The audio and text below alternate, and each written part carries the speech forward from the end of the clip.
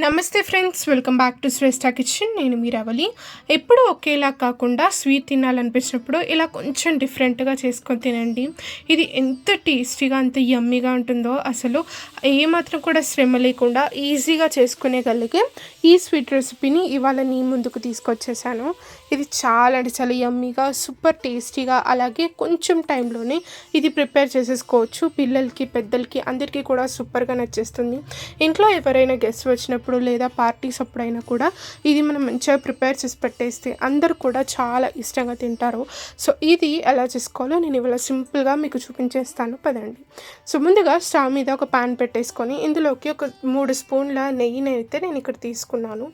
ఇలా నెయ్యి కొంచెం వేడయ్యాక ఇందులోకి డ్రై ఫ్రూట్స్ అన్నీ కూడా వేసేసుకొని మంచిగా రోస్ట్ చేసుకొని తీసుకుందాం.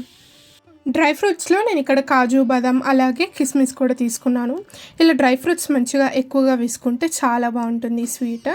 ఇలా మంచిగా ఇవి కొంచెం గోల్డెన్ బ్రౌన్ రంగులోకి వచ్చేంత వరకు బాగా వేపుకుని వీటిని మనం పక్కన ఒక బౌల్లోకి తీసుకొని పెట్టేసుకుందాం.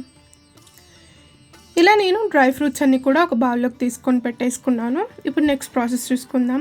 ఇదే నెయ్యిలోకి నేను ఇక్కడ ఒక 1 కప్ అంతా సన్న రవ్వ తీసుకుంటున్నాను. బొంబాయి రవ్వ ఉంటుంది కదా మనకు, ఆ రవ్వ తీసుకొని ఒకసారి మంచిగా దీన్ని మనం బాగా వేపుకోవాలి. ఇందులోని పచ్చివాసన అంతా కూడా పోయేంత వరకు చక్కగా వేపుకుంటే మంచి అరోమాటిక్ స్మెల్ వస్తుంది.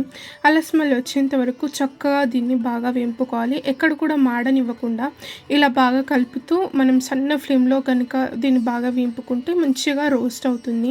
చూసారు కదా, ఇలా మంచిగా వేపుకున్నాక ఈ రవ్వ అంతా కూడా ఒక బౌల్లోకి అయితే తీసుకుందాం. ఇలా బౌల్లోకి తీసుకున్నాక ఈ రవ్వలోకి మనము పాలను వేసుకోవాలి. నేను ఇక్కడ కాచి చల్లార్చుకున్న పాలను తీసుకుంటున్నాను.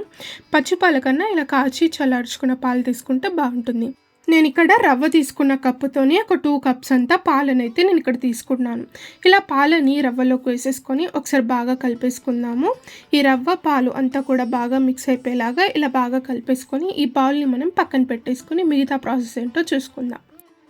ఇప్పుడు నెక్స్ట్ ఇదే కడాయిలోకి నేను ఇక్కడ ఒక 1 స్పూన్ అంతా నెయ్యి తీసుకుంటున్నాను. నెయ్యి వేసుకున్నాక ఇందులోకి నేను ఇక్కడ రవ్వ కొలిచిన కప్తోనే ఒక 3/4 కప్ అంతా షుగర్ వేసుకుంటున్నాను నెయ్యిలోకి.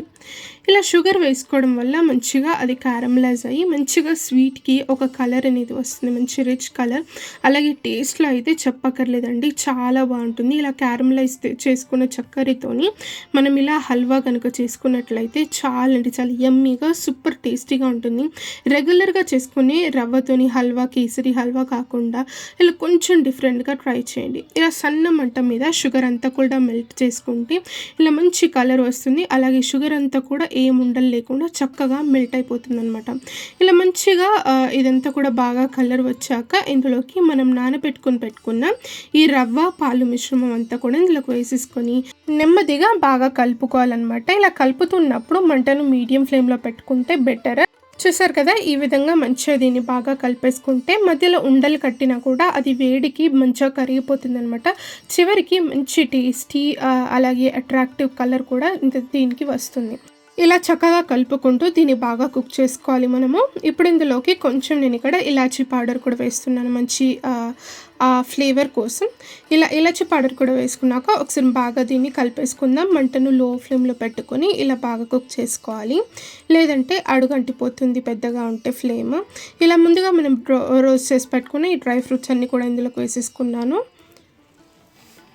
ఇలా ఇదంతా కూడా బాగా కలిపేసుకుని చివరిలో నేను ఇక్కడ ఒక 2 స్పూన్స్ అంత నెయ్యి మరలా వేసుకుంటున్నాను.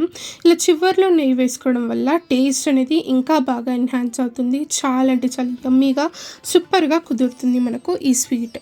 ఇలా నెయ్యి వేసుకున్నాక ఒక 2 నిమిషాల సేపు బాగా కలుపుకున్నట్లయితే అదంతా కూడా చక్కగా మనకు బాగా కుక్ అయిపోయి సూపర్ టేస్టీగా యమ్మీగా మనకు స్వీట్ అయితే రెడీ అయిపోతుంది. చూసారు కదా, దీన్ని బౌల్స్లో వేసేసుకొని అలాగే తినేసేయచ్చు. నేను ఇక్కడైతే స్టవ్ ఆఫ్ చేసేసుకున్నాను. నేను ఇంకొంచెం డిఫరెంట్గా దీన్ని సర్వ్ చేసి చూపిస్తున్నాను అనమాట. ఇక్కడ మనకైతే హల్వా రెడీ అయిపోయింది. ఇలా ఒక ప్లేట్ అయితే తీసుకున్నాను నేను ఇక్కడ. దీనికి కొంచెం నెయ్యి నేను ఇక్కడ రాస్తున్నాను ప్లేట్కి.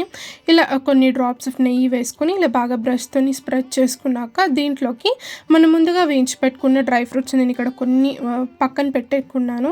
ఇలా డ్రై ఫ్రూట్స్ అలాగే పంకిన్ సీడ్స్ కూడా వేస్తున్నాను నేను ఇక్కడ కొంచెం.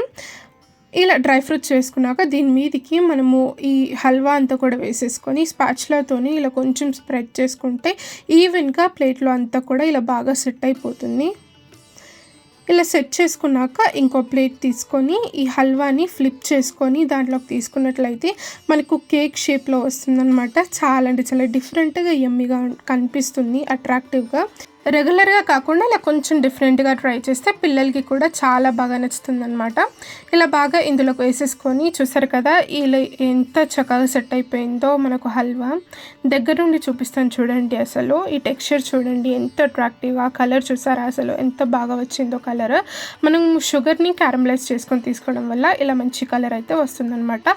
ఏం కలర్ యూస్ చేయకుండా ఇలా న్యాచురల్గా సూపర్ యమ్మీగా మనకు టేస్టీ హల్వా అయితే రెడీ అయిపోతుంది. ఇలా ముక్కలుగా కట్ చేసుకొని ఇస్తే కనుక అందరు కూడా సూపర్గా యమ్మీగా ఎంజాయ్ చేసేస్తారు. ఈ రెసిపీ నచ్చినట్లయితే తప్పకుండా వీడియోని లైక్ చేయండి, షేర్ చేయండి, మన ఛానల్ని సబ్స్క్రైబ్ చేసుకొని పక్కనే ఉన్న బెల్ ఐకాన్ కూడా ప్రెస్ చేయడం వల్ల నేను పెట్టే ప్రతి ఒక్క వీడియో మీకు నోటిఫికేషన్ వస్తుంది. Thank you.